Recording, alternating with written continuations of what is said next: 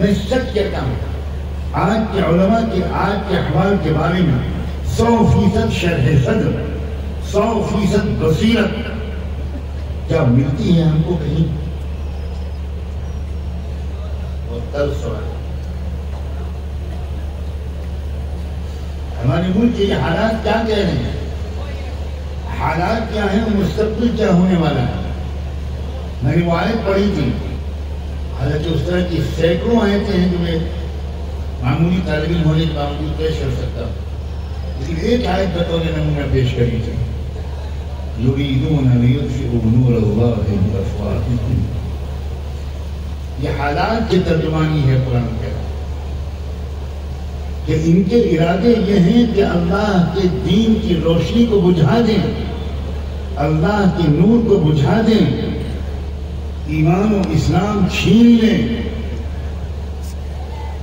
وَدَّ كَثِيرٌ مِّنْ أَهْلِ الْكِتَابِ لَوْ يَرُدُّونَكُم مِّن بَعْدِ إِيمَانِكُمْ كُفَّارًا حَسَدًا مِّنْ عِندِ أَنفُسِهِمْ مِّن بَعْدِ مَا تَبَيَّنَ لَهُمُ الْحَقُّ۔ قرآن کہتا ہے اہل کتاب کی ایک بڑی تعداد ہے، ماہر قرآن کا انصاف۔ قرآن نے یہ نہیں کہا کہ سب اہل کتاب، بلکہ پوری احتیاط کے ساتھ کہا اہل کتاب کی ایک بڑی تعداد ہے جس کی یہ کوشش اور خواہش ہے کہ تم سے ایمان چھین کر تم کو پھر سے مرتد بنا۔ کیا آپ کو نہیں لگتا کہ یہ آیت آج کے حالات پر بھی صادق آ رہی ہے؟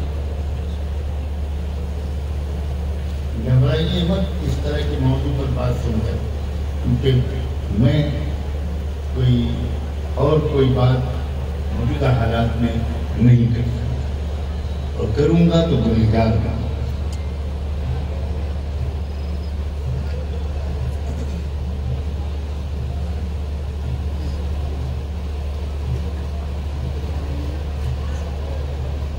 وَدَّ كَثِيرٌ مِّنْ أَهْلِ الْكِتَابِ، یہ مدنی دور کی آیت ہے،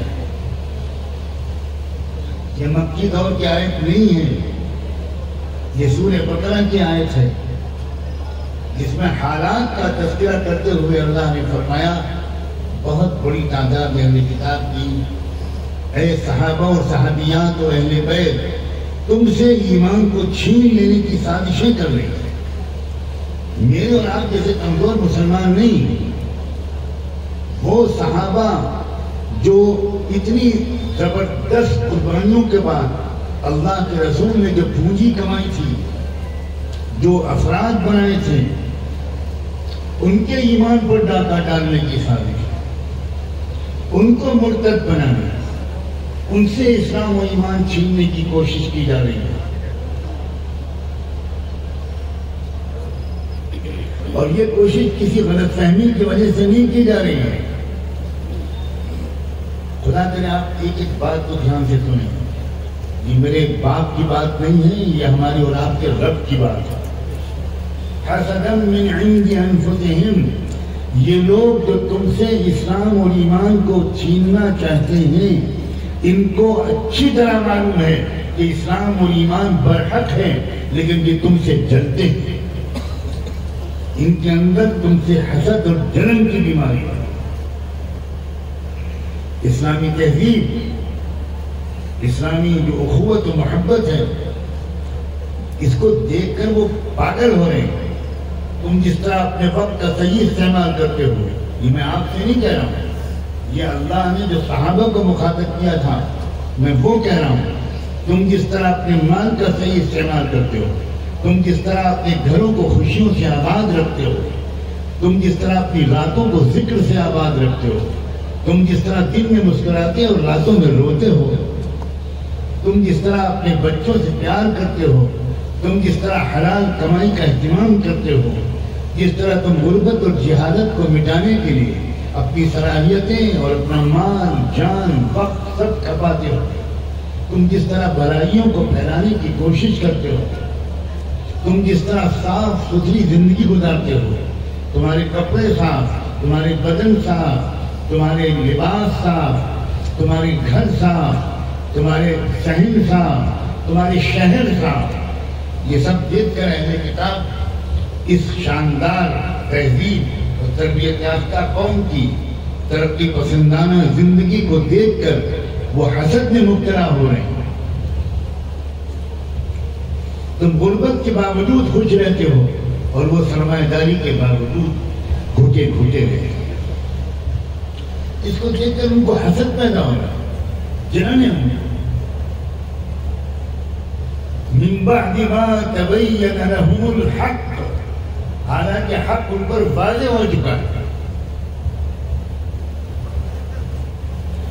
میں پورے یقین کے ساتھ کہتا ہوں اور 30-35 سال کے براہ راست ملاقاتوں، مشاہدوں، تجربوں، مطالعوں اور گفتگو کی روشنی میں اس موقر مجمع میں بھی کہتا ہوں کہ ہمارے ملک میں شرک اور کفر کی سونامی لانے والے دہشت گردوں کو بالکل یقین ہے کہ اسلام دین برحق ہے.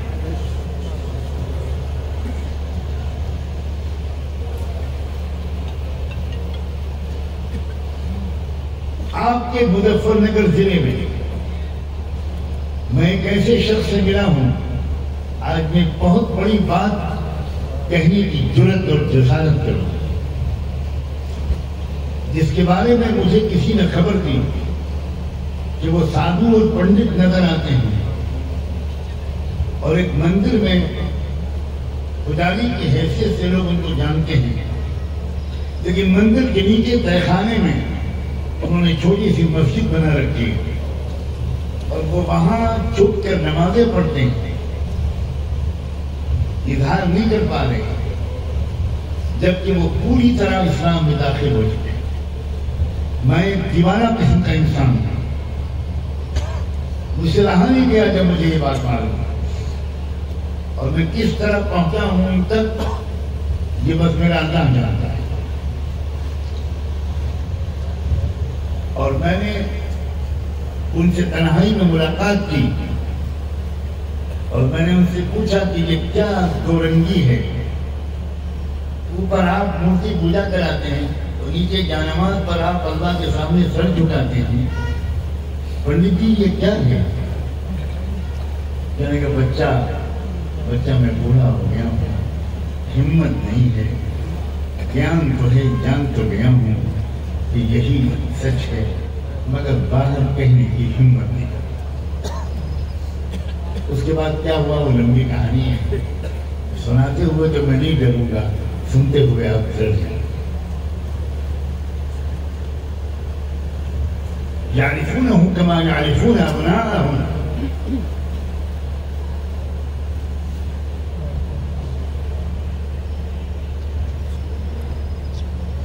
قرآن مجید ایک بات کہتا ہے کہ دیکھو یہ ان کے ارادے یہ ہیں، جیسے میں نے ابھی کہا ان کے ارادے یہ ہیں، لیکن کیا یہی مستقبل ہے؟ کیا یہی ہوگا؟ کیا آخری نتیجہ اس کشمکش کا یہی نکلے گا؟ اللہ نے فرمایا واللہ متم نورہ. اللہ نے فرمایا یہ چراغ بجھانا چاہتے ہیں اور اللہ اس چراغ کی روشنی کو مکمل کر کے رہے گا.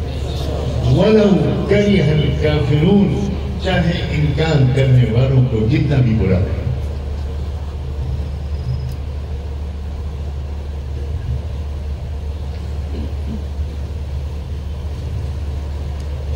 میں حیران ہوں اس بات سے کہ ہمارے مدارس کے علماء ملک کے مستقبل کے بارے میں وہ کیوں حیران ہے. ہماری یونیورسٹی کے پڑھے ہوئے دانشور اگر حیران و پریشان ہوں تو بات سمجھ نہیں آتی.